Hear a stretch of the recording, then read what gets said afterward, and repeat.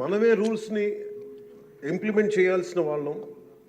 వారికి సంఖ్యాబలం ఉందా లేదా పక్కన పెడితే every member of this house has a responsibility to follow the rules. మనమే కనుక రూల్స్ని బ్రేక్ చేస్తే ఇంక మన ప్రజలకి కానీ చూసే వాళ్ళకి ఏం చెప్తాం?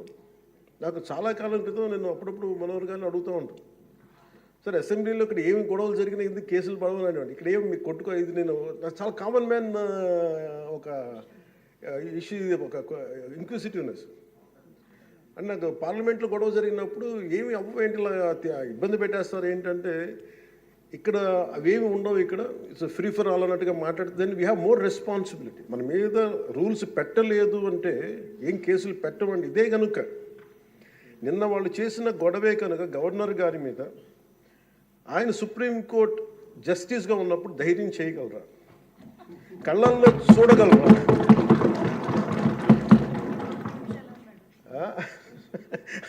నాకు అదే అనిపించింది. అంటే గౌరవించాల్సింది పోయి ఈ విధానం ఏంటనిపించింది. నిన్న టీవీ వాళ్ళని అడిగారు, మీరు వీళ్ళు వైసీపీ నాయకులు ఇలా మాట్లాడారు కదా, మీ ఇదేంటి అని. YCP synonym for ruckus. అంటే గొడవకు కానీ బూతులు కానీ వాళ్ళు పర్యాయ పదం అయిపోయారు. అంటే నిన్న చూసిన గొడవ జరిగిన తర్వాత నాకు నిజంగా అనిపించింది, గౌరవ ముఖ్యమంత్రి గారు అన్ని సంవత్సరాలు వాళ్ళు ఎలాగా వాళ్ళని తట్టుకొని నిలబడ్డారో ఆయనకి హ్యాట్స్ ఆఫ్ తెలియజేస్తాడు. అది ఎంత గట్స్ ఉండాలి, ఎంత దమ్ము ఉండాలి, ఎంత ధైర్యం ఉండాలి. అలాగే నాకు నిన్న గొడవలు జరుగుతుంటే నాకు అనిపించింది, నాకు ఇవే గుర్తొచ్చినాయి అధ్యక్ష. వాళ్ళు ఎప్పుడైతే పేపర్లు విసిరేసి అక్కడ దాకా వచ్చారో నాకు గుర్తొచ్చింది వివేకానంద రెడ్డి గారి హత్య గుర్తొచ్చింది. అంటే వాళ్ళ విధ్వంస విధానం చూశారు. అలాగే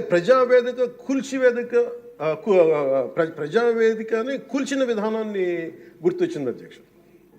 200 పైచిలకు ఆలయాలని విధ్వంసం గుర్తొచ్చింది అధ్యక్ష. డాక్టర్ సుధాకర్ గారు చనిపోయిన విధానం గుర్తొచ్చింది అధ్యక్ష. జంగారెడ్డి కల్తీ సారాలో చనిపోయిన చావులు గుర్తొచ్చినాయి అధ్యక్ష. సుప్రీంకోర్టు జడ్జిలతో లెటర్ రాసిన విధానం గుర్తొచ్చింది అధ్యక్ష. వాళ్ళు చేసిన గొడవకి మన హైకోర్టు, ఆంధ్రప్రదేశ్ హైకోర్టు జడ్జెస్ని సోషల్ మీడియాలో బూతులు తిట్టిన విధానం గుర్తొచ్చింది అధ్యక్ష. సోషల్ మీడియా అబ్యూస్ గుర్తొచ్చింది అధ్యక్ష. పత్రికాధిపతులపై దాడులు గుర్తొచ్చినాయి అధ్యక్ష. రివర్స్ టెండరింగ్ గుర్తొచ్చింది అధ్యక్ష. పాలసీ టెర్రరిజం గుర్తొచ్చింది అధ్యక్ష. స్వయాన మీ మీద జరిగిన టార్చరు, దాడులు, ఇబ్బంది పెట్టిన విధానం గుర్తొచ్చింది అధ్యక్ష.